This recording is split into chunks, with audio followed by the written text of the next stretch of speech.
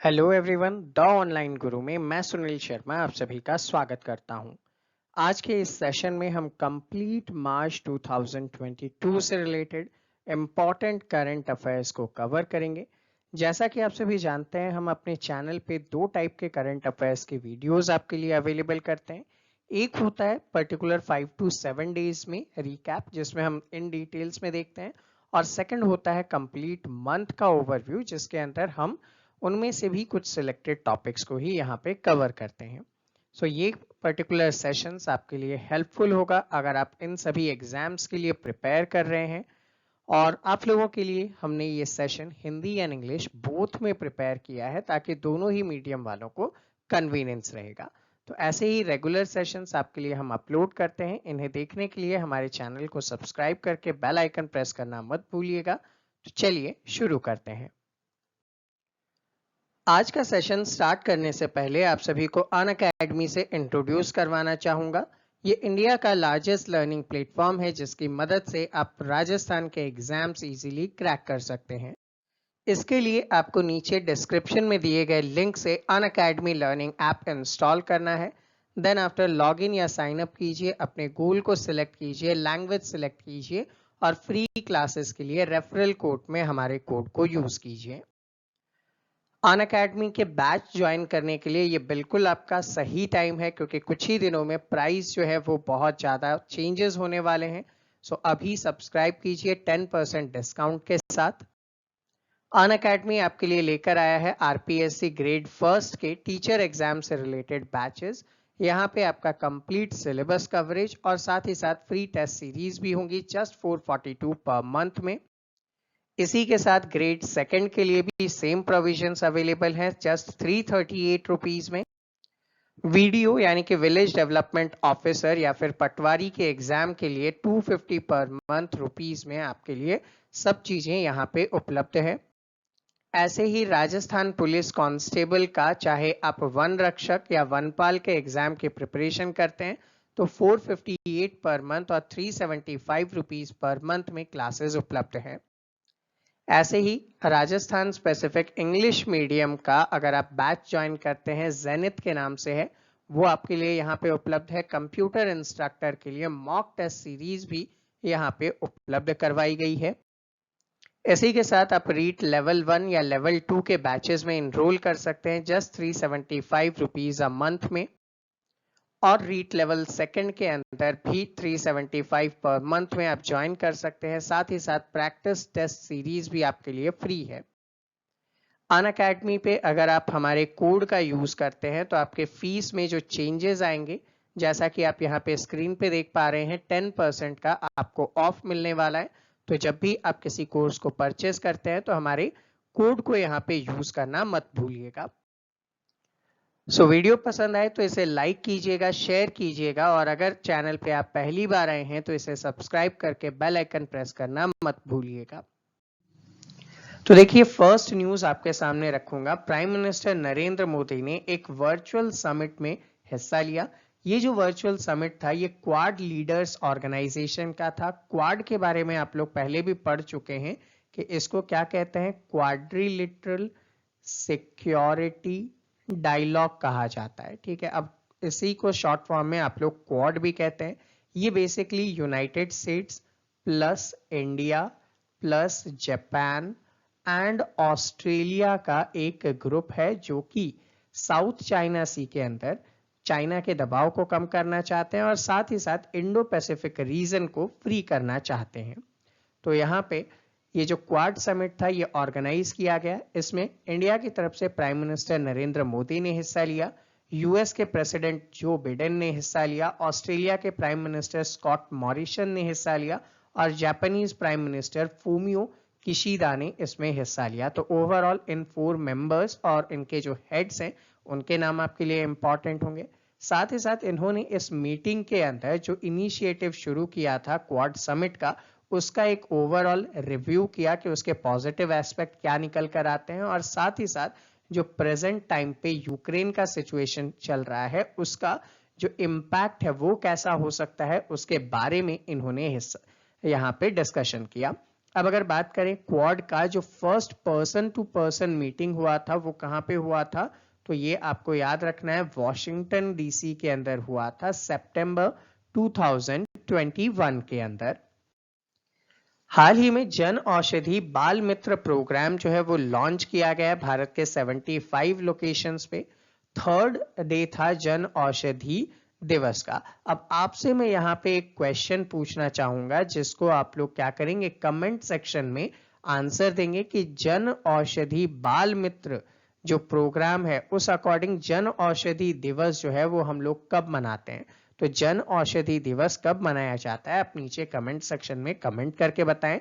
अब जन औषधि दिवस से रिलेटेड प्रधानमंत्री जन औषधि परियोजना, ठीक है, प्रधानमंत्री जन औषधि परियोजना शुरू किया गया था जिसे कि पीएमबीजेपी के रूप में कहा जाता है। ठीक है, भारतीय जन औषधि परियोजना था, पीएमबीजेपी, इसे स्टार्ट किया गया था और इसका मुख्य उद्देश्य क्या था कि जो जेनेरिक मेडिसिन होती है, जो जेनेरिक दवाइयां होती हैं, उनका और जो ब्रांडेड मेडिसिन होती हैं उनका आपके लाइफ में क्या इम्पैक्ट है उसको यहाँ पे दिखाना।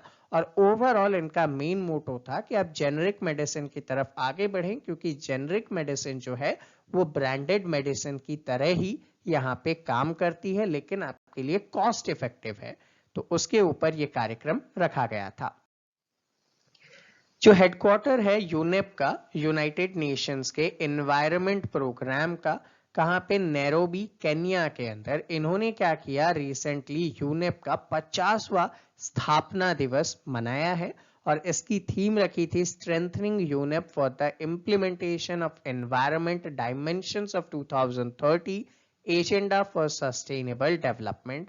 तो अब यहां से मैं आपसे पूछना चाहूंगा 2030 के लिए हमने कुछ सस्टेनेबल डेवलपमेंट गोल्स बनाए हैं और ये गोल कितने हैं, तो आपको यहाँ पे कमेंट करके बताना है कि सस्टेनेबल डेवलपमेंट गोल्स हमने कितने सिलेक्ट किए हैं। हाल ही में मिनिस्ट्री ऑफ हाउसिंग और अर्बन अफेयर्स ने 7th एडिशन लॉन्च किया, किसका, स्वच्छ सर्वेक्षण का, जो कि माना जा रहा है वर्ल्ड का लार्जेस्ट अर्बन क्लीनलीनेस सर्वे होगा। अब वर्ल्ड का लार्जेस्ट सर्वे होने वाला है तो इसे करने वाला कौन है, तो Ipsos research limited, Ipsos research private limited नाम का जो ऑर्गेनाइजेशन है वो ये सर्वे करेगा। और इस सर्वे के अंदर अगर हम लोग बात करें तो 100% जो वार्ड हैं उनकी सैंपलिंग यहाँ पे की जाएगी। ठीक है, 100% वार्ड की। तो ये अपने आप में बहुत ज्यादा बड़ा एक क्लीनलीनेस सर्वे हो जाता है। अब चूंकि यहाँ पे और पॉपुलेशन इंक्रीज कर दी गई है, क्योंकि जो अंडर 15,000 है और जो 15,000 से 25,000 तक की सिटी है उनको भी इसमें एक्सेस किया जाएगा स्वच्छता से रिलेटेड। तो बहुत ज्यादा इंपॉर्टेंट है। अभी के लिए आपको याद रखना है इप्सॉस रिसर्च प्राइवेट लिमिटेड ये वर्क करने वाला है। 193 मेंबर वाले यूनाइटेड नेशन जनरल असेंबली ने रूस के ऊपर जो एग्रेशन चला हुआ है यूक्रेन पे अटैक करने का, उसके अगेंस्ट क्या किया गया, एक रेजोल्यूशन लेकर आया गया। अब चूंकि यहाँ पे आपको पता है कि इस टाइम पीरियड पे इसका जो हेड है वो कौन है, तो आप बताएंगे सर रूस ही इस टाइम पे यूएन जनरल असेंबली का हेड है। तो ऐसे में रूस के अगेंस्ट जो आप लेकर आ रहे हैं रेजोल्यूशन, उस रेजोल्यूशन की अध्यक्षता भी रूस कर रहा है, अपने आप में बड़ा कॉम्प्लिकेटेड मैटर हो गया। अब जब इसके ऊपर वोट होती है तो 141 जो मेंबर हैं वो रूस पे प्रतिबंध लगाने के फेवर में आ जाते हैं और 35 नेशन ऐसे हैं जो अपने आप को वॉकआउट कर लेते हैं, यानी कि उस पर कोई भी वोट नहीं देना चाहते हैं। अब इन्हीं एब्सटेन करने वाले के अंदर इंडिया भी आ जाता है, क्योंकि आप जानते हैं प्रेजेंटली जैसे यूएसए है वो पीछे से हट जाता है, लेकिन रूस जो है वो सपोर्ट कर पाएगा इंडिया का। और डिफेंस रिलेटेड मैकेनिज्म पे हम लोग बहुत ज्यादा इंटरडिपेंडेंट हैं रशिया पे। तो ऐसे में रशिया के अगेंस्ट वोट करने से हम लोग क्या हो जाते, डिफेंस रीजन में पिछड़ जाते और चाइना एंड पाकिस्तान से compete करने में प्रॉब्लम आ जाती। तो ऐसे में इंडिया ने भी वॉकआउट कर लिया। इंडिया ने यहाँ पे ये कहा कि भाई हम इस टाइप का प्रतिबंध लगाने की जगह बातचीत और वार्ता पे इस मुद्दे को सुलझा सकते हैं और वोटिंग से साइड हो गए यहाँ पे। सेकेंड थिंग, अगर हम लोग बात करें यहाँ पे, तो ओवरऑल आपको एक आइडिया है कि रूस जो है वो यूएन जनरल असेंबली में कौन सी पावर रखता है, वीटो पावर रखता है, और उसी वीटो पावर के थ्रू उसने इस प्रस्ताव को जो है वो पोस्टपोन भी कर दिया था। यूएनएचआरसी ने, यूनाइटेड नेशन जो एचआरसी है, ह्यूमन राइट काउंसिल, उनकी तरफ से वोट किया गया एक अर्जेंट डिबेट पे, ताकि रशिया का जो इन्वेजन चल रहा है कहां पे, यूक्रेन पे, उसे कैसे रोका जाए, और ये जो वॉर क्राइम्स है, जो पॉपुलेशन है वहां की जिन पे ये अफेक्ट हो रहा है, उनको कैसे बचाया जाए, इसके ऊपर रिसेंटली क्या किया गया, वोटिंग की गई। अब यहाँ पे अगर बात करें आप लोगों से, तो एक क्वेश्चन पूछता हूं मैं, यूएन जनरल असेंबली का हेडक्वार्टर कहां पे है, आप लोग जो है वो कमेंट करके बताएं। और प्रेजेंटली इसके प्रेसिडेंट कौन है, तो फ्रेडरिको वेलेगस जो है वो क्या है, यूएनएचआरसी के प्रेसिडेंट हैं। ठीक है, इसे आप लोग याद रखिएगा। इसका हेडक्वार्टर कहां है, नीचे कमेंट कीजिए। इंडियन एयरफोर्स का C-17 ट्रांसपोर्ट एयरक्राफ्ट जो है उसे ऑपरेशन गंगा के लिए लगाया गया है। अब ये ऑपरेशन गंगा क्या है, तो यूक्रेन में जो वॉर चल रहा है रशिया की तरफ से, उसमें जो इंडियन स्टूडेंट्स हैं, इंडियन नागरिक हैं, उनको वापस भारत लौटाने के लिए, वापस भारत सुरक्षित लेकर आने के लिए इंडियन की तरफ से, इंडियन एयरफोर्स की तरफ से क्या किया जा रहा है, ऑपरेशन गंगा चलाया जा रहा है। और इस ऑपरेशन गंगा के लिए एयरफोर्स का C-17 एयरक्राफ्ट जो है उसे लगाया गया है। इसके थ्रू अगर हम लोग बात करें, तो ये जो C-17 एयरक्राफ्ट है, ये हिंडॉन बेस से स्टार्ट होते हुए कहां पहुंचा, रोमानिया पहुंच जाता है, और वहां से इंडियन सिटीजन को लेकर वापस आता है। इसके लिए बहुत सारे अल्टरनेटिव हम लोग यूज कर रहे हैं, जस्ट लाइक बुचेरास्ट है, बुडापेस्ट है, पोलैंड है, स्लोवाक है, इन सभी जगहों से हम लोग फ्लाइट सिस्टम अवेलेबल करवा रहे हैं ताकि उन नागरिकों को इवैक्यूएट किए जा सके। State of India's environment report 2022 की अगर बात करें, तो centre of science and environment की तरफ से इसे मिनिस्टर भूपेंद्र यादव जी ने इनॉग्रेट किया। इसके अंदर अगर हम लोग बात करें, तो टोटल जो 17 सस्टेनेबल डेवलपमेंट गोल्स हैं, जिनको टारगेट लिया गया है कि हम 2030 तक अचीव करेंगे, उसके ऊपर चर्चा की गई। और इंडिया की जो रैंकिंग है वो यहाँ पे आपको 117th जो है वो देखने को मिल रही है। ठीक है, तो प्रेजेंटली इंडिया की रैंकिंग क्या है, 117 आपको देखने को मिल रही है। अब बात करें इंडिया में डेवलपमेंट वाइज, जो टॉप 3 स्टेट है वो केरला, तमिलनाडु और हिमाचल है, जबकि सबसे नीचे झारखंड और बिहार आ जाते हैं। अगर हम लोग बात करें यूनियन टेरिटरी में, तो चंडीगढ़, दिल्ली और पुदुचेरी सबसे टॉप पे आपको देखने को मिल जाएंगे। इंटरनेशनल वुमेन्स डे वीक जो है वो सेलिब्रेट किया जा रहा है वुमेन और चाइल्ड डेवलपमेंट मिनिस्ट्री की तरफ से 1 मार्च से। ठीक है, और इसे आजादी के अमृत महोत्सव के सेलिब्रेशन का हिस्सा बनाया जा रहा है। हाल ही में भारतीय गवर्नमेंट की तरफ से मधुबी पुरी बक को क्या किया गया है, सेबी का चेयरपर्सन बनाया गया है। SEBI that is security exchange board of India, जो कि आपके इन्वेस्टमेंट के सेफ गार्ड करने का काम करता है। ये जो मधुबी मैम है, ये क्या करेंगी, अजय त्यागी का प्लेस लेने वाली हैं। अजय त्यागी जो है वो 28 फरवरी को उनका टेन्योर खत्म हो रहा था, तो उनकी जगह अब कौन प्लेस लेंगी, मधुबी पुरी इनका प्लेस लेने वाली है। हालांकि अगर हम लोग यहाँ पे बात करें सेबी से रिलेटेड, तो आपसे एक क्वेश्चन पूछूंगा कि सेबी का हेडक्वार्टर कहाँ पे है, आप नीचे कमेंट सेक्शन में कमेंट करके बताएं। और मधु भी आपके लिए इसलिए इंपॉर्टेंट है क्योंकि ये सेबी की पहली भारतीय महिला चेयरपर्सन है। ठीक है, पहली महिला चेयरपर्सन के रूप में जानी जाती हैं। स्टार्ट करते हैं हमारे इंपॉर्टेंट न्यूज के साथ। हाल ही में इंटरनेशनल एटॉमिक एनर्जी एजेंसी के जो डायरेक्टर जनरल हैं, इनका नाम आप लोग यहाँ पे नोट डाउन कर लीजिएगा, राफेल मरियानो ग्रॉसी। ठीक है, तो राफेल मरियानो ग्रॉसी ने एक बयान जारी करते हुए कहा है कि इंटरनेशनल एटॉमिक एनर्जी एजेंसी ने सक्सेसफुली एक हाई लेवल मीटिंग की। ये जो मीटिंग थी ये रशिया और यूक्रेन को लेकर थी, साथ ही साथ न्यूक्लियर सिक्योरिटी को यहाँ पे इन्वॉल्व किया गया था। क्योंकि आप लोग जानते हैं इन दोनों ही रीजन के बीच में, इन दोनों ही कंट्री के बीच में एट प्रेजेंट वॉर का सिचुएशन है, वॉर चल रही है, रशिया की तरफ से यूक्रेन पर अटैक किया गया है। तो ऐसे में यूक्रेन के अंदर ओवरऑल कितने न्यूक्लियर रिएक्टर हैं? 15 न्यूक्लियर रिएक्टर हैं जो कि ऑपरेशनल्स हैं, और इनमें से बताया जा रहा है कि कई न्यूक्लियर रिएक्टर को रशिया ने अपने कब्जे में ले लिया है। तो इनकी सेफ्टी बहुत ज़्यादा इंपॉर्टेंट है, अदरवाइज यहाँ पे ब्लास्ट हो सकता है और एक न्यूक्लियर एक्सप्लोजन जो है वो अपने आप में बहुत बड़ा प्रॉब्लम क्रिएट कर सकता है। तो यहाँ पे जो इंटरनेशनल एटॉमिक एनर्जी एजेंसी है, इस एजेंसी को 1957 में स्टार्ट किया गया था। रीजन बीइंग यहाँ पे ये था कि इस टाइप के जो एटॉमिक रिलेटेड सिक्योरिटी है उसको मेंटेन किया जा सके। ये जो है अपनी रिपोर्ट प्रेजेंट करता है, किन किन को प्रेजेंट करता है? तो यूएन जनरल असेंबली को और यूनाइटेड नेशन सिक्योरिटी काउंसिल को अपनी रिपोर्ट प्रेजेंट करता है। आपसे यहाँ पे एक क्वेश्चन पूछना चाहूंगा, आप लोग नीचे कमेंट करके बताइएगा।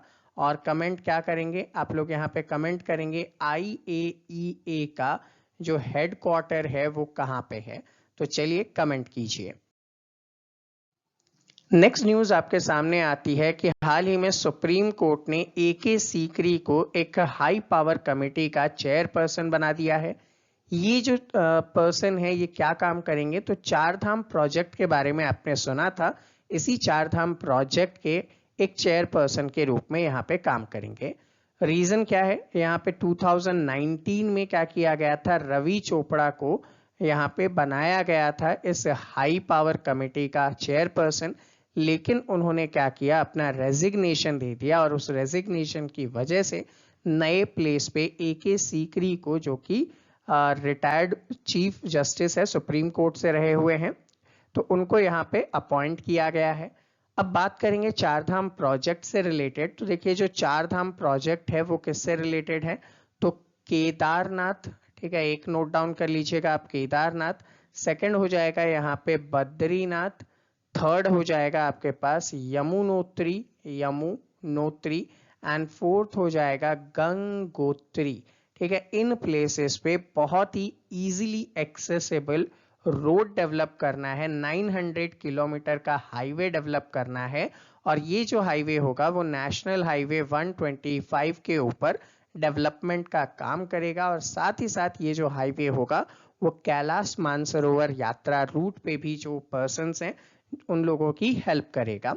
तो हालांकि कंसर्न यहाँ पे देखने को मिल रहे थे कि अराउंड 690 हेक्टेयर के अंदर जो ट्रीज हैं उनको यहाँ पे काटा जाएगा, जिस वजह से पर्यावरणविद जो हैं वो इसके अगेंस्ट एलिगेशंस लगा रहे हैं।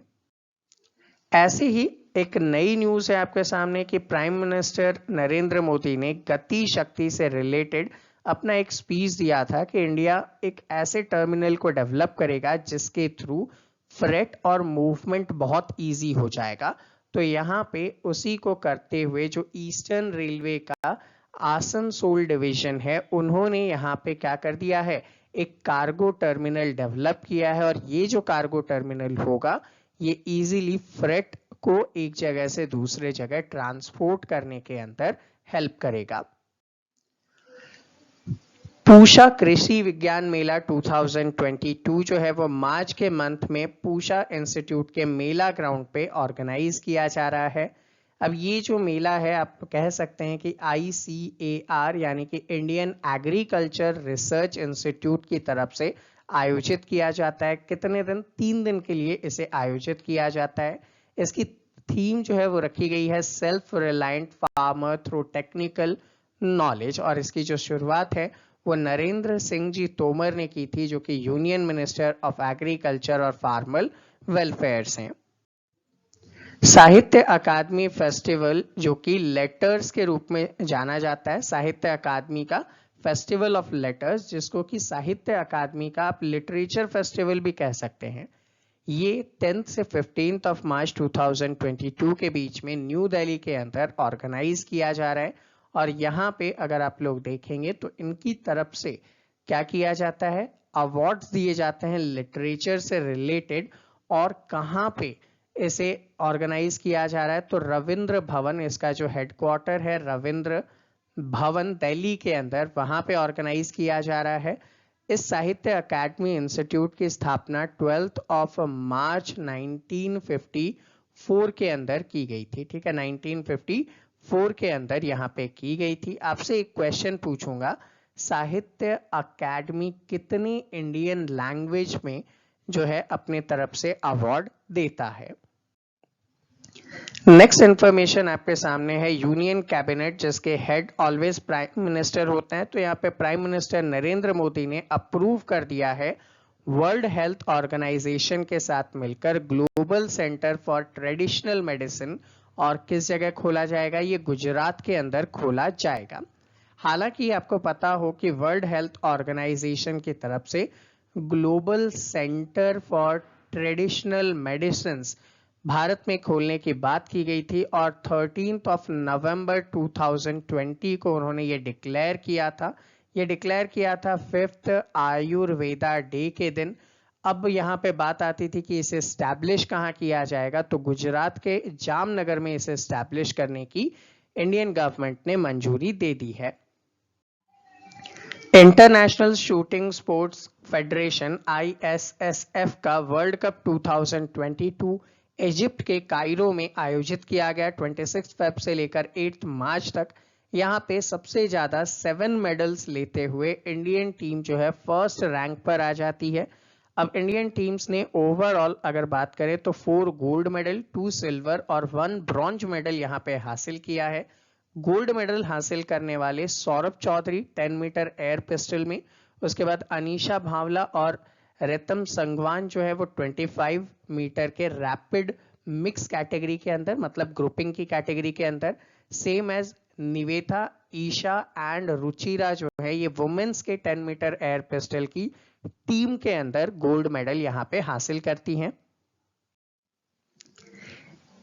आपके सामने एक और न्यूज निकल कर आ रही है कि तोतीकोंडी नाम की जगह जो कि तमिलनाडु के अंदर है, यहां पे फर्टिलाइजर मैन्युफैक्चरिंग कंपनी जिसका नाम है southern pharmaceutical industries corporation limited, इन्होंने अराउंड 150.4 करोड़ रुपीस के साथ फ्लोटिंग पावर स्टेशन, फ्लोटिंग, ठीक है, फ्लोटिंग तैरता हुआ पावर प्लांट एस्टैब्लिश किया है। ये जो पावर प्लांट है इंडिया का लार्जेस्ट फ्लोटिंग पावर प्लांट हो जाएगा। सोलर रिलेटेड ये पावर प्लांट है, इंपॉर्टेंट है, याद रखिएगा। इसका जो इनॉग्रेशन है यहाँ के CM MK स्टालिन ने किया था। ठीक है, MK स्टालिन ने इसको इनॉग्रेट किया था। इंटरनेशनल वुमेन्स डे 2022 जो कि 8 मार्च 2022 को सेलिब्रेट किया गया। इसी दिन first 100% women owned industrial park जो है वो हैदराबाद तेलंगाना के अंदर ओपन किया गया है। यहाँ के जो इंडस्ट्री मिनिस्टर हैं KT रामाराव, उन्होंने इसे इनॉग्रेट किया। और ये जो पर्टिकुलर आपके सामने इंडस्ट्रियल पार्क है ये फिक्की की तरफ से ऑर्गेनाइज किया जा रहा है। फिक्की क्या है? Federation of Indian chamber of commerce and industry है, जो लेडीज से रिलेटेड यहाँ पे ये इनिशिएटिव कर रहा है। उड़ीसा टॉप कर चुका है national level full immunisation coverage के अंदर। ये आपको खुलासा मिलता है national family health survey number 5 से। इस सर्वे के अंदर आपको ये पता चलता है कि 90.5% से ज्यादा लोगों को वैक्सीनाइज किया जा चुका है। और इससे रिलेटेड जो घोषणा है वो RK शर्मा जो कि additional chief secretary of the health है, उन्होंने मिशन इंद्रधनुष 4.0 के लॉन्चिंग के टाइम पे कहा है। बेसिकली जो ओरिजिनल मिशन इंद्रधनुष था वो 25 दिसंबर 2014 में स्टार्ट किया गया था, और इनका मेन मोटो था कि 2022 तक सभी को फुली इम्यूनाइज्ड किया जा सके। अब इसी इम्यूनाइजेशन प्रोग्राम के अंदर क्या क्या किए जाते हैं? Whooping cup, diphtheria, polio, tetanus जैसे और भी बीमारियां हैं, लाइक ट्यूबरक्लोसिस, मीजल्स वगैरह से रिलेटेड जो है वैक्सीन्स दिए जाते हैं। Largest reclining statue Lord Buddha का बोधगया बिहार के अंदर बनाया जा रहा है। रिक्लाइनिंग स्टैचू का अपने आप में महत्व है, क्योंकि इस पॉस्चर को कहा जाता है निर्वाण पोस्चर, ठीक है, महापरिनिर्वाण मुद्रा भी इसे कहते हैं। अब मैं यहाँ पे आपसे एक क्वेश्चन पूछूंगा कि महापरिनिर्वाण गौतम बुद्ध के रिलेटेड लाइफ के किस इंसिडेंट को कहा जाता है? आप लोग यहाँ पे नीचे कमेंट सेक्शन में कमेंट करके बताइए। हाल ही में 8 मार्च 2022 के दिन आरबीआई के जो गवर्नर है शक्तिकांत दास, इन्होंने यूपीआई का एक नया फीचर स्टार्ट किया, यूपीआई 123 पे। अब ये जो यूपीआई 123 पे है, ये क्या है? इसकी मदद से फीचर फोन, जैसा कि आप यहाँ पे देख पा रहे हैं, इसके तरफ से आप क्या कर सकते हैं, यूपीआई की सेवाएं ले सकते हैं। दैट मीन्स आप ऑनलाइन पेमेंट वगैरह जो है वो इन फीचर फोन्स के थ्रू भी कर सकते हैं। उसके लिए आपको यूपीआई 123 पे का यूज करना पड़ेगा।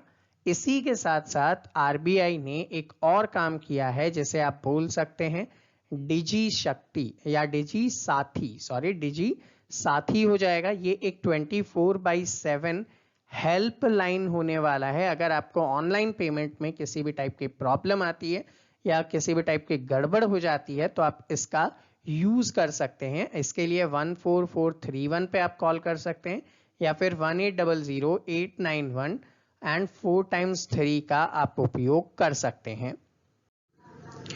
8 मार्च जो कि वुमेन्स डे के रूप में सेलिब्रेट किया जाता है, इसकी जो थीम है वो रखी गई थी gender equality today for a sustainable tomorrow.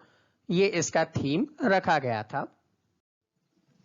नारी शक्ति पुरस्कार, जो कि इंडिया का हाईएस्ट सिविलियन ऑनर है वुमेन्स से रिलेटेड, वो यहाँ पे ministry of women and child development की तरफ से दिया जाता है। 1999 में इसे स्टार्ट किया गया था।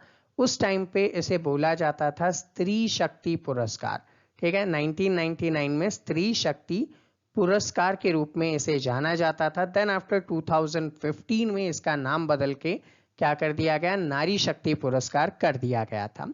हर साल यहाँ पे 8 मार्च के दिन प्रेसिडेंट ऑफ इंडिया की तरफ से राष्ट्रपति भवन में ये प्राइज दिए जाते हैं, और ये जो प्राइज होते हैं टोटल 8 पर्सन को दिए जाते हैं। इन 8 में 6 जो होते हैं वो इंस्टीट्यूट होते हैं और 2 इंडिविजुअल कैटेगरी के अंदर होते हैं। और ये जो इंस्टीट्यूट के वाइज दिए जाते हैं प्राइज, इंस्टीट्यूट वाइज में अगर बात करें तो ये प्राइज कुछ इंपॉर्टेंट पर्संस के नाम पे किए गए हैं, जैसे कि अहिल्याबाई होलकर अवार्ड, ये प्राइवेट सेक्टर के अंदर पब्लिक सेक्टर अंडरटेकिंग को देता है जो कि वुमेन वेलफेयर का काम कर रही हो। कनंगी देवी अवार्ड जो बेस्ट स्टेट को देता है चाइल्ड सेक्स रेशो मेंटेन करने में। माता जीजाबाई अवार्ड, ये अवार्ड जो है वो अर्बन लोकल बॉडी को दिया जाता है अपनी फैसिलिटीज टू वुमेन प्रोवाइड करने के लिए। रानी गाइदिंगल्यू जेलियांग अवार्ड जो है वो दिया जाता है सिविल सोसाइटी ऑर्गेनाइजेशन को वुमेन वेलफेयर के आउटस्टैंडिंग वर्क के लिए। लक्ष्मीबाई अवार्ड जो है वो दिया जाता है इंस्टीट्यूट को रिसर्च और डेवलपमेंट के लिए। रुद्रमा देवी अवार्ड जो है वो दिया जाता है डिस्ट्रिक्ट पंचायत को, ठीक है, किसके लिए, women welfare, specially Beti Bachao Beti Padhao परियोजना के लिए। तो ओवरऑल ये 6 जो है वो इंस्टीट्यूशनल अवार्ड हैं, और इसके अलावा 2 जो हैं वो यहाँ पे इंडिविजुअल अवार्ड दिए जाते हैं। आपसे यहाँ पे एक क्वेश्चन पूछूंगा, माता जीजाबाई को आप कैसे जानते हैं? ठीक है, माता जीजाबाई के बारे में इंपॉर्टेंट इंफॉर्मेशन नीचे कमेंट सेक्शन में कमेंट करके बताइए। हाल ही में union minister of railway and railway board के जो चीफ हैं, इन्होंने कवच सिस्टम का एक टेस्टिंग अपने आप पर लाइव देखा है। कवच सिस्टम क्या है? बेसिकली 2014 से इसे डेवलप करना शुरू किया गया। 2016 में इसका पहला ट्रायल किया गया था, और ये सिस्टम कुछ इस प्रकार का है कि अगर सिग्नल फेल हो जाते हैं और आप एक ही पटरी पे एक तरफ से 2 ट्रेन आ रहे होते हैं, तो ये उन दोनों ट्रेनों को ऑटोमेटिक ब्रेक लगाकर रोक देता है। जिसका जो इन्होंने एक्सपेरिमेंट देखा वो 380 मीटर्स की दूरी पे ही इन दोनों ट्रेन को रोक दिया गया था ऑटोमेटिक सिस्टम के थ्रू। अब ये जो सिस्टम है ये एट प्रेजेंट इंडिया में कहाँ पे काम में लिया जा रहा है?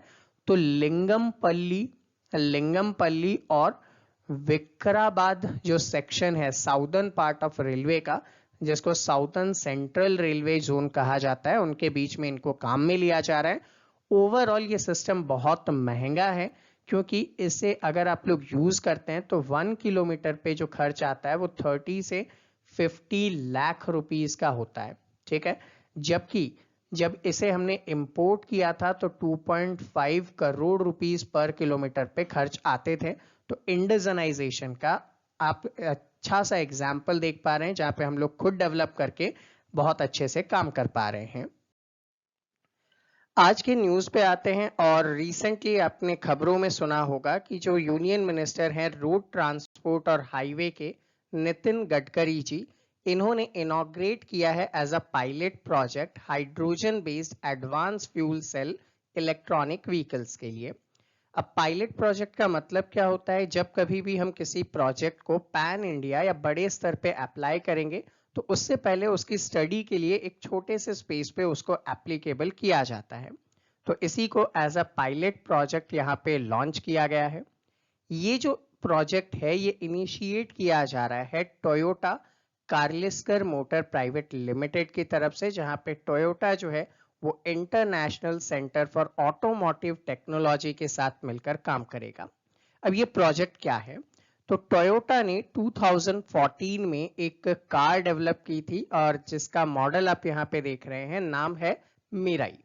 ये जो मिराई है ये वर्ल्ड का पहला हाइड्रोजन फ्यूल पे चलने वाला एक इलेक्ट्रिक व्हीकल है। हालांकि ये जो वर्ड है मिराई, इसका जापानीज में मतलब होता है फ्यूचर यानी कि भविष्य, और जैसा कि इसका नाम है ऐसे ही ये एक जो है फ्यूचरिस्टिक टेक्नोलॉजी के साथ चलाई गई है, जहां पे आप फोटोवोल्टिक सेल की जगह अब डिपेंडेंट हो जाएंगे हाइड्रोजन बेस्ड फ्यूल सेल पे, और इनको रिप्लेस करना बहुत आसान है। आप इनको बहुत इजीली रिप्लेस कर सकते हैं और एक लॉन्ग ड्यूरेशन पे आप इस कार को रन कर सकते हैं। नेक्स्ट न्यूज आती है कि यूनाइटेड नेशन जनरल असेंबली में एक रेजोल्यूशन रखा गया। ये जो रेजोल्यूशन था, ये रेजोल्यूशन आप जानते ही हैं पाकिस्तान की तरफ से रखा गया था। इस रेजोल्यूशन में कहा जा रहा था कि भैया 15 मार्च को हम लोग international day to combat Islamophobia celebrate करेंगे। यानी कि विश्व के अंदर इस्लाम के प्रति जो धारणा है वो वैसी नहीं होनी चाहिए, तो उसे वापस से रिवाइटलाइज करने के लिए काम किया जाएगा। और ऐसा जो प्रस्ताव है वो पाकिस्तान के जो परमानेंट रिप्रेजेंटेटिव है यूनाइटेड नेशंस के अंदर, मुनीर अकरम ने रखा है।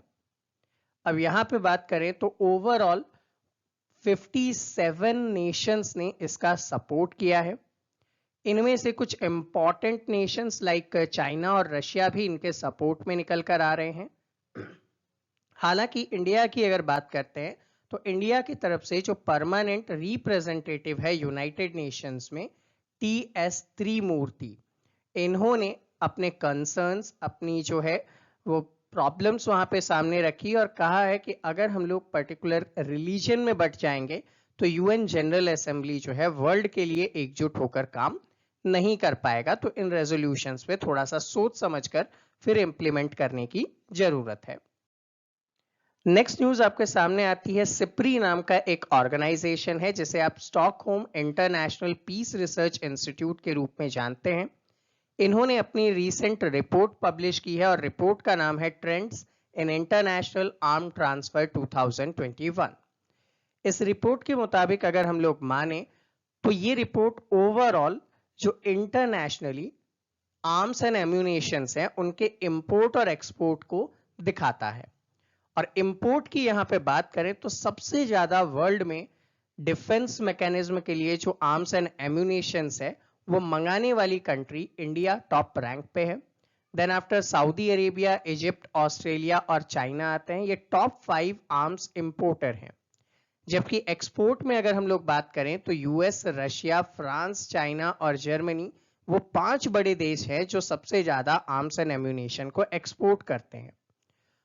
हालांकि यहाँ पे अगर इन स्टैटिस्टिक्स को एनालाइज किया जाए तो इंडिया का जो आर्म्स इंपोर्ट है वो पूरे वर्ल्ड के आर्म्स इंपोर्ट का 11% हम लोग इंपोर्ट करते हैं। और ये एक रिकॉर्ड आपको बताता है कि अराउंड 2012-16 और 2017-21 के बीच में अगर देखा जाए तो इंडिया को सबसे ज्यादा आर्म्स एंड एम्यूनेशंस जो डिफेंस की सामग्री है वो रसिया ने यानी कि रूस ने अवेलेबल करवाया था। लेकिन आपको साथ में एक और रिपोर्ट इसी के अंदर इंक्लूड करनी है कि ओवरऑल मेक इन इंडिया जो प्रोग्राम चलाया गया था उसके थ्रू यहाँ पे आपका जो इंपोर्ट है वो कम हुआ है।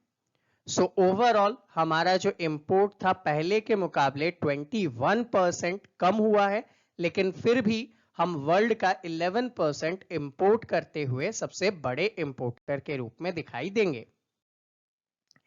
12 मार्च के दिन प्राइम मिनिस्टर नरेंद्र मोदी ने 11th खेल महाकुंभ जो है उसे इनॉग्रेट किया और इसे सरदार पटेल स्टेडियम अहमदाबाद गुजरात के अंदर इनॉग्रेट किया गया है। आप यहाँ पे जानते हैं कि गुजरात के अंदर ईच एंड एवरी ईयर क्या किया जाता है, खेल महाकुंभ आयोजित किया जाता है ताकि वहां के जो प्रोमिनेंट पर्सन है स्पोर्ट्स में उन्हें सिलेक्ट किया जा सके और उन्हें नेशन और इंटरनेशनल लेवल पे जो मैचेस होते हैं उनके लिए हाईली ट्रेन किया जा सके। तो गुजरात गवर्नमेंट का एनुअल स्पोर्ट्स कंपटीशन है ये। हाल ही में union minister for rural development and Panchayati Raj जिनका नाम है गिरिराज सिंह, इन्होंने ULPIN को असम में as a pilot project launch किया है। अब ULPIN क्या है, तो इसका फुल फॉर्म रखा गया है unique land parcel identification number. इसे जमीनों का आधार कार्ड या आधार कार्ड ऑफ द लैंड के रूप में भी कहा जा रहा है। जैसे कि ईच एंड एवरी पर्सन को आधार कार्ड एक बायोमेट्रिक सत्यापन के बाद डिजिट्स में अवेलेबल करवाए जाते हैं। और आज का क्वेश्चन मैं आपसे पूछूंगा, नीचे कमेंट सेक्शन में कमेंट करके बताइएगा कि आधार कार्ड कितने डिजिट का होता है। ठीक है, आधार कार्ड कितने डिजिट का होता है, आप नीचे कमेंट सेक्शन में कमेंट करके बताइए। तो यहां पे क्या किया जाएगा, असम के अंदर जो लैंड है उनकी डिमार्केशन के बाद उन लैंड को एक 14 अंकों का अल्फा न्यूमेरिक कोड उपलब्ध करवाया जाएगा जिसको कि यूनिक आइडेंटिफिकेशन नंबर या UIN कहा जा रहा है। ये UIN Aadhaar for the land के रूप में जाना जाएगा। इससे जमीनों से रिलेटेड जितने भी डॉक्यूमेंट्स हैं उनको ऑनलाइन करना और उनके वेरिफिकेशन वगैरह का जो टाइम लगता है वो बहुत कम हो जाएगा। इससे लैंड ओनरशिप ट्रांसफर करना, लैंड को परचेज करना, लैंड को सेल आउट करने में आपको किसी भी प्रकार की असुविधा नहीं आएगी। त्रिपुरा गवर्नमेंट ने हाल ही में एक स्कीम अनाउंस की है और स्कीम का नाम है मुख्यमंत्री चा श्रमी कल्याण प्रकल्प।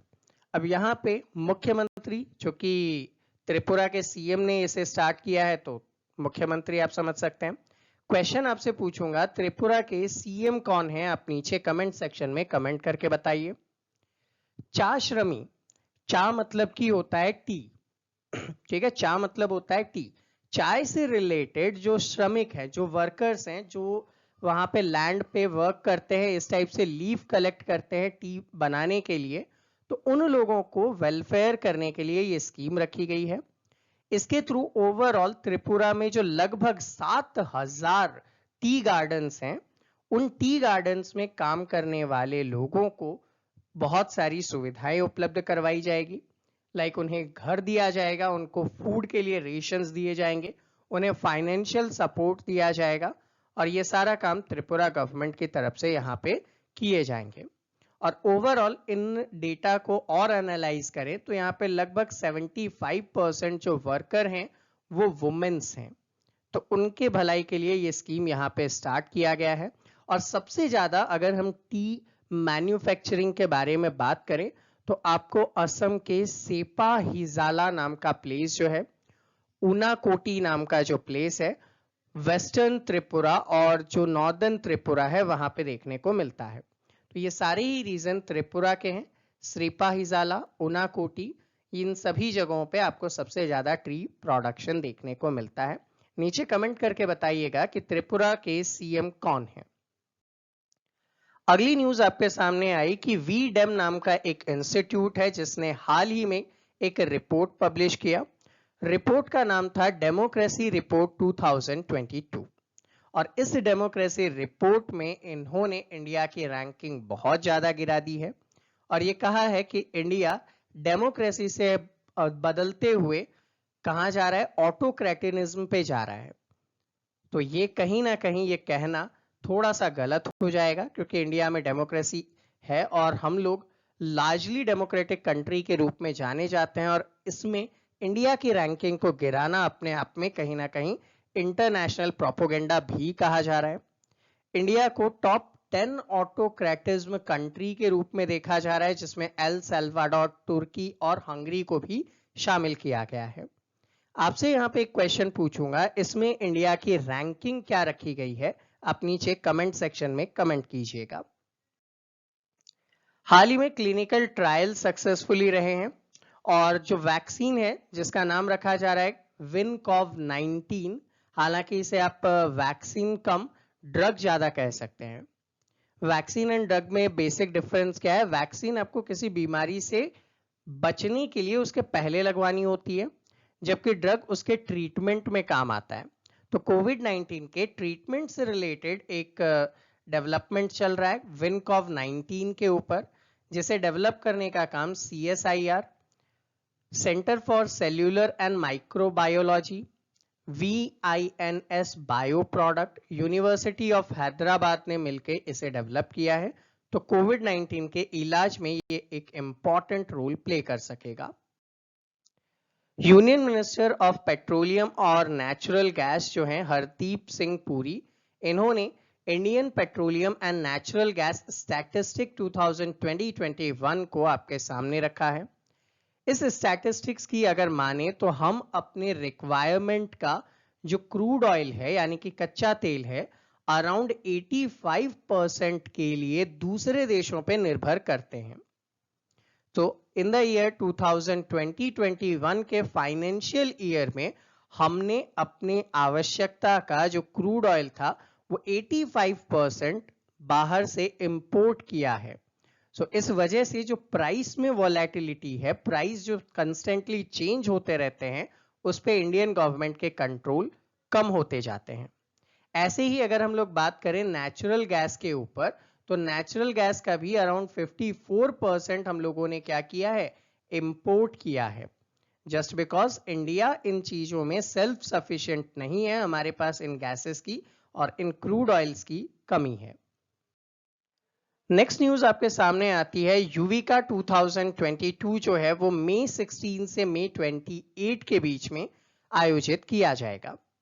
अब यूविका क्या है, तो यूविका का फुल फॉर्म है, यहाँ पे आप लोग नोट डाउन कर सकते हैं, युवा विज्ञानी कार्यक्रम। ठीक है, यंग साइंटिस्ट से रिलेटेड ये प्रोग्राम है, जहां पे वो बच्चे जो क्लास 8th के हैं उन लोगों ने साइंस एग्जीबिशन में पार्ट लिया हो, चाहे स्कूल लेवल पे हो चाहे डिस्ट्रिक्ट लेवल पे हो, और इनोवेटिव आइडियाज वो लोग देते हैं, तो उन्हें इंडिया के इन टॉप 5 प्रीमियर प्लेसेस पे, जो कि UR Rao satellite centre Bengaluru है, विक्रम साराभाई स्पेस सेंटर तिरुवनंतपुरम है, national remote sensing centre Hyderabad, space application centre Ahmedabad, north east space application centre Shillong के अंदर एक प्रोग्राम में ट्रेंड किया जाएगा, और इन्हें साइंस से रिलेटेड बहुत सारे ऑब्जेक्टिव जो स्पेस से रिलेटेड है उनसे अवगत कराया जाएगा।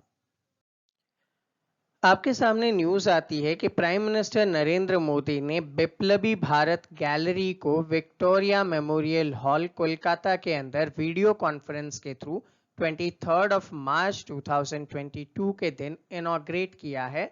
यह आपके लिए बहुत ही इंपॉर्टेंट हो जाएगा। यहाँ पे आपसे मैं क्वेश्चन पूछता हूँ कि 23 मार्च को हम लोग क्या सेलिब्रेट करते हैं, वो आप नीचे कमेंट सेक्शन में कमेंट करके बताएंगे। अब ये जो बिप्लब भारत गैलरी है, इस गैलरी के अंदर आपको क्या देखने को मिलेगा, तो 1947 तक के इंडिपेंडेंस से रिलेटेड जिन पर्सन्स ने भी अपना कंट्रीब्यूशन दिया है, उन सभी से रिलेटेड बहुत सारी चीजें आपको इस गैलरी में देखने को मिल जाएंगी। न्यूज आपके सामने आती है कि 2021 में जो पॉल्यूशन था वो लगातार बढ़ता ही रहा था। ये प्रेडिक्शंस आपको दी है वर्ल्ड एयर क्वालिटी से रिलेटेड एक इंडेक्स ने, जिसका नाम है IQ Air। IQ Air एक ऑर्गेनाइजेशन है, स्विट्जरलैंड की ऑर्गेनाइजेशन है, जो यहाँ पे क्या करता है, एयर क्वालिटी से रिलेटेड मेजर्स आपके सामने प्रेजेंट करता है। लगातार चौथे साल इंडिया का जो न्यू दिल्ली है वो most polluted capital city in the world के रूप में जाना गया। पूरे वर्ल्ड में जो कैपिटल सिटीज है उनमें सबसे ज्यादा पॉल्यूशन आपको दिल्ली में ही देखने को मिला, और लगातार 4 सालों से ऐसा चलता आ रहा है, तो ये आपके लिए इंपॉर्टेंट हो जाएगा। सेकंड, अगर हम लोग बात करें प्लेसेस की, तो राजस्थान का भिवाड़ी जो है वो यहाँ पे सबसे ज्यादा टॉप पे आता है पॉल्यूशन के मामले में। सेकंड नंबर पे यूपी का गाजियाबाद है, जबकि अगर आपको याद हो तो पिछले साल का जो इंडेक्स था वहां पे गाजियाबाद रैंक 1 पे था। अब ये किस पैमाने के ऊपर जज करते हैं कि कौन से सिटी कितनी पॉल्यूटेड है या नहीं, तो वर्ल्ड हेल्थ ऑर्गेनाइजेशन का 2021 का एयर क्वालिटी स्टैंडर्ड के अकॉर्डिंग इसे जज किया जाता है। अब ये एयर क्वालिटी स्टैंडर्ड क्या है, ये कहता है हवा के अंदर PM 2.5 की जो मात्रा है वो कितनी होनी चाहिए, तो 0.5, 0 से लेकर 0.5 नहीं, 0 से लेकर 5 ग्राम प्रति घन मीटर पर मीटर क्यूब के बीच में अगर ये आता है तो आपको क्या कहा जाएगा, एक नॉर्मल गाइडलाइंस में माना जाएगा।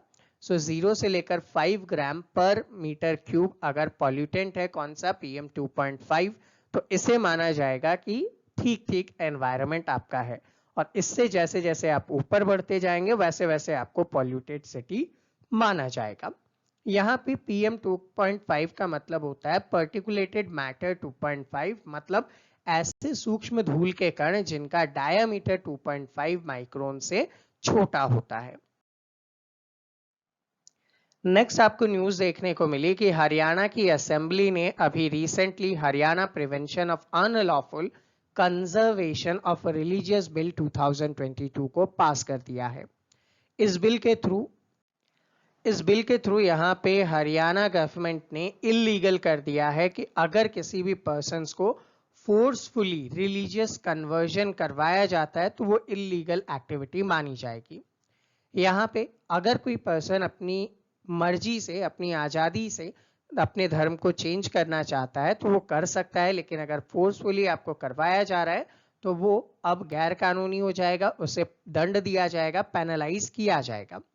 अब यहाँ पे मैं आपसे क्वेश्चन पूछना चाहूंगा कि हरियाणा के पहले ऐसे कौन कौन से स्टेट्स हैं जिन्होंने prevention of unlawful conservation of religious bill को पास किया है, तो आप लोग नीचे कमेंट सेक्शन में कमेंट करके बताइए। नेक्स्ट न्यूज आती है मार्टर्स डे, यानी कि शहीद दिवस। हम लोग 23 मार्च के दिन यहाँ पे सेलिब्रेट करते हैं, ऑब्जर्व करते हैं। सेलिब्रेट करना तो थोड़ा सा नेगेटिव सेंस हो जाएगा, ऑब्जर्व किया जाता है। इसी दिन 1931 के टाइम पीरियड में भगत सिंह, सुखदेव और राजगुरु, इन तीनों ही पर्सन को ब्रिटिशर्स ने फांसी की सजा दे दी थी और इनकी डेथ हो गई थी। ये तीनों ही जो पर्सन्स हैं इनको बहुत सारे अलग अलग जुर्म बताते हुए क्या किया गया था, कैद किया गया था, और उनमें से मेजर था कि इन्होंने एक पर्सन की हत्या की थी, that was known as John Sanders. John Sanders जो थे एक ब्रिटिश पुलिस ऑफिसर थे 1928 के अंदर। हालांकि इनका जो प्राइम सस्पेक्ट था, जो टारगेट था, वो था जेम्स स्कॉट। जेम्स स्कॉट कौन था, एक वो पुलिस अधिकारी था जिसके निर्देशन के अंदर लाठीचार्ज किया गया था और लाला लाजपत राय की डेथ हुई थी। सो ये लाला लाजपत राय की डेथ का बदला लेने के लिए गए थे जेम्स स्कॉट को मारने, लेकिन इन्होंने जेम्स स्कॉट की जगह गलती से जॉन सैंडर्स को मार दिया था। ऐसे इंसिडेंट आपको देखने को मिले थे। हालांकि ये सारे ही ब्रिटिश ऑफिसर्स इंडिया को गुलाम बनाए रखना चाहते थे, हम लोगों के साथ अनलॉफुल एक्टिविटी और भी बहुत सारी यातनाएं दिया करते थे। सो ओवरऑल इनकी डेथ को हम लोग यहाँ पे 23 मार्च को मार्टर्स डे के रूप में ऑब्जर्व करते हैं। एक और मार्टर्स डे हम लोग ऑब्जर्व करते हैं और आपसे यहाँ पे पूछूंगा कि वो मार्टर्स डे की डेट क्या है। आप लोग नीचे कमेंट सेक्शन में कमेंट करके बताइए। नेक्स्ट न्यूज आपके सामने आती है 24 मार्च 2022 के दिन setup to and TB world TB day summit organise किया गया और इसका इनॉग्रेशन इंडिया के health minister doctor Mansukh Mandaviya ji ने किया था। ओवरऑल टीबी जो है इसको आप लोग ट्यूबरकुलोसिस के रूप में जानते हैं, और ट्यूबरकुलोसिस एक टाइप का डिजीज है जो आपके लंग्स को अफेक्ट करता है, मेजरली आपके फेफड़े को अफेक्ट करता है। हालांकि ये बॉडी के अदर पार्ट्स में भी हो सकता है, लेकिन इंडिया में मेजरली ये आपके लंग्स को अफेक्ट करता है। माइकोबैक्टीरियम ट्यूबरकुलोसिस नाम के बैक्टीरिया की वजह से ये बीमारी फैलती है। इंडिया ने यहाँ पे एक टारगेट लिया था कि भैया वर्ल्ड का टारगेट है 2030 तक टीबी को खत्म करने का, लेकिन इंडिया ने टारगेट लिया है कि हम 2025 तक इंडिया से टीबी नाम की जो डिजीज है उसे खत्म कर देंगे। अगली न्यूज थी आपके सामने कि दैट 24 मार्च से 27 मार्च के बीच में विंग्स इंडिया 2022 के नाम से ऑर्गेनाइज किया जा रहा है एक इवेंट। इस इवेंट के अंदर मिनिस्ट्री ऑफ सिविल एविएशन और फिक्की है, ये दोनों मिलकर हैदराबाद के बेगमपेट एयरपोर्ट पे एक इवेंट रखेंगे। ये जो इवेंट होगा इसे आप कह सकते हैं एशिया का लार्जेस्ट इवेंट, जो कि फोकस करता है आपके जनरल कमर्शियल और बिजनेस एविएशन से रिलेटेड। सो कमर्शियल और बिजनेस एविएशन से रिलेटेड यहाँ पे काम किया जाएगा। आजादी के अमृत महोत्सव को ध्यान में रखते हुए इसकी theme India at 75 new horizon for aviation industry रखा गया था। हाल ही में world para athlete grand prix जो है वो 21 मार्च से स्टार्ट हुआ है और 24 मार्च तक ये दुबई के अंदर ऑर्गेनाइज किया जा रहा है। यहाँ पे जितने भी पार्टिसिपेंट होंगे वो क्वालिफाई करेंगे हैंगजोउ 2022 एशिया पैरा गेम्स के लिए और ब्रिंगमिंगम के 2022 के कॉमनवेल्थ गेम्स के लिए। यानी कि इस इवेंट के अंदर जो भी लोग जीतते हैं वो लोग कहाँ जाएंगे, रिप्रेजेंट करेंगे एशियन पैरा गेम्स और ब्रिमिंगम के कॉमनवेल्थ गेम्स के अंदर। ओवरऑल वर्ल्ड से 450 एथलीट्स जो है वो इसमें हिस्सा ले रही है 43 कंट्रीज से। अगर हम लोग बात करें तो इंडिया से 29 पर्सन ने इसमें हिस्सा लिया है। ये जो है इनको हेड करने वाले हैं पैरालंपियन धर्मवीर हैं। सो पैरालंपियन धर्मवीर ऑलरेडी पैरालंपिक्स में मेडल जीत चुके हैं। तो आपसे यहाँ पे मैं क्वेश्चन पूछूंगा, आप लोग नीचे कमेंट सेक्शन में कमेंट करके बताएं कि धर्मवीर किस स्पोर्ट से रिलेटेड हैं। अगली न्यूज आती है कि जीआई टैग, जिसको कि ज्योग्राफिकल इंडिकेशन टैग भी कहा जाता है, वो दिया गया नारसिंगपत्तई नगस्वरम को। अब ये नारसिंगपत्तई नगस्वरम क्या है, तो ये एक म्यूजिकल इंस्ट्रूमेंट है जो आपको इनके हाथ में दिखाई दे रहा है। इसे म्यूजिकल इंस्ट्रूमेंट की कैटेगरी के अंदर जीआई टैग अवेलेबल करवाया गया है। इससे क्या हो जाएगा कि इसके प्रिजर्वेशन और इसको वर्ल्ड वाइड फेमस करने में हेल्प मिलेगी। ये जो म्यूजिकल इंस्ट्रूमेंट है आपको तमिलनाडु के कुंबाकोनम नाम के प्लेस पे सबसे ज्यादा देखने को मिलेगा, वहां से ओरिजिनेट किया गया है ये। और ये इंस्ट्रूमेंट तंजावुर म्यूजिकल से रिलेटेड है। तो जो तंजावुर का रीजन है वहां पे जो म्यूजिक जनरेट होता है उससे रिलेटेड इसे माना जाता है। रिसेंटली वाटर मैनेजमेंट और पॉलिसी सेंटर, जिसका नाम क्या है एक्वा मैप, उसे इनॉग्रेट किया गया। प्रिंसिपल सेक्रेटरी एडवाइजर जो गवर्नमेंट ऑफ इंडिया के हैं प्रोफेसर के विजय राघवन ने। कहां पे इसे इनॉग्रेट किया, आईआईटी मद्रास के अंदर इनॉग्रेट किया गया। इसकी वेबसाइट aquamap.iitm.ac.in है। इसके थ्रू आप इंडिया में क्या कर सकेंगे, वाटर मैनेजमेंट से रिलेटेड सारी इंफॉर्मेशन ले पाएंगे। सूरजकुंड इंटरनेशनल क्राफ्ट मेला इंपॉर्टेंट है ये आप लोगों के लिए। हरियाणा के सूरजकुंड में 19 मार्च से लेकर 4 अप्रैल तक ऑर्गेनाइज किया जा रहा है। यहाँ पे इंडियन कल्चर और हेरिटेज को प्रदर्शित किया जाएगा। सो इसमें आपको बहुत सारे हैंडीक्राफ्ट एक्सेट्रा देखने को मिल जाएंगे। हरियाणा टूरिज्म डिपार्टमेंट ने इसे एनुअल रूप से ऑर्गेनाइज करना स्टार्ट किया है। अब यहाँ पे बहुत सारे पार्टनर बनाए जाते हैं। तो पार्टनर नेशन की बात करें तो उज़्बेकिस्तान को इसका पार्टनर नेशन बनाया गया है, जबकि पार्टनर स्टेट की बात की जाए तो पार्टनर स्टेट में जम्मू एंड कश्मीर को इसका क्या बनाया गया है, पार्टनर बनाया गया है। इंपॉर्टेंट है, इस फैक्टर को लर्न कर लीजिएगा। Next, all weather Zojila tunnel को इनॉग्रेट करने का काम किया जा चुका है। जोजिला टनल आप जानते हैं ये क्या करता है, नेशनल हाईवे नंबर 1 पे है और लेह को श्रीनगर से जोड़ने का काम करता है। क्योंकि ये वाला जो रीजन है, इस रीजन पे आपको लगातार बर्फबारी देखने को मिलती है, तो पूरे साल भर यहाँ पे टूरिज्म या फिर ट्रैवल करना मुश्किल होता है। तो उसी को आसान बनाने के लिए इस टनल को बनाया गया था। ये tunnel union territory of Ladakh के अंदर है, द्रास वैली में, और ये द्रास वैली को सुरु वैली के साथ कनेक्ट करता है। इंपॉर्टेंट ज्योग्राफी का क्वेश्चन जरूर आपसे बनाएगा। नेक्स्ट न्यूज आती है कि नागालैंड की जो असेंबली है, स्टेट असेंबली, वो ई विधान एप्लीकेशन को लॉन्च करने वाले पहले पेपरलेस असेंबली बन चुकी है। आपने पहले सुना होगा पेपरलेस बजट किसने पेश किया, लेकिन अब यहाँ कंप्लीट असेंबली के वर्क को ही पेपरलेस किया जा चुका है।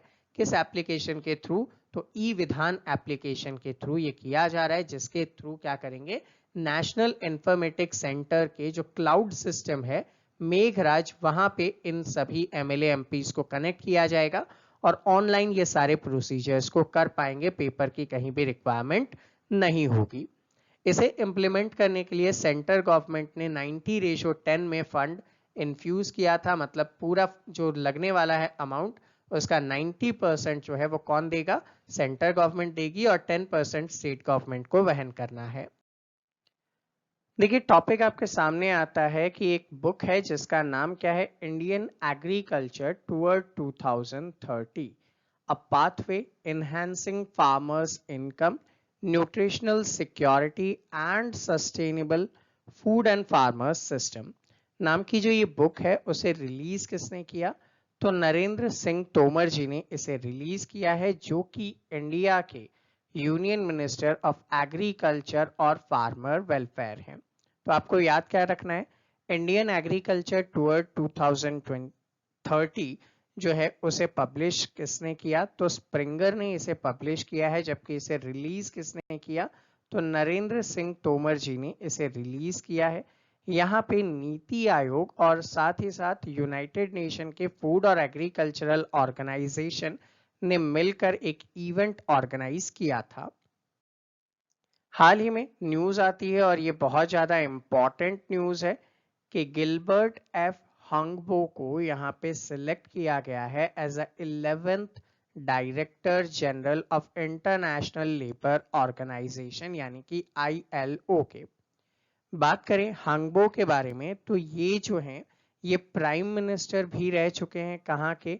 तो याद कर लीजिएगा, टोगो नाम की कंट्री के प्राइम मिनिस्टर रह चुके हैं ये, और इंटरनेशनल लेबर ऑर्गेनाइजेशन यानी कि ILO के डायरेक्टर जनरल के रूप में इनका जो काम होगा वो अक्टूबर 2022 से यहाँ पे स्टार्ट हो जाएगा।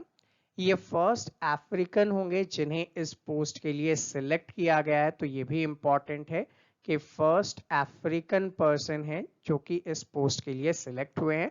तो ये सारी चीजें आपके लिए इंपॉर्टेंट बना देता है। अब आपसे एक क्वेश्चन पूछता हूं, ILO इंटरनेशनल लेबर ऑर्गेनाइजेशन का हेडक्वार्टर कहां पे है? आप सभी नीचे कमेंट सेक्शन में कमेंट करके बताइए।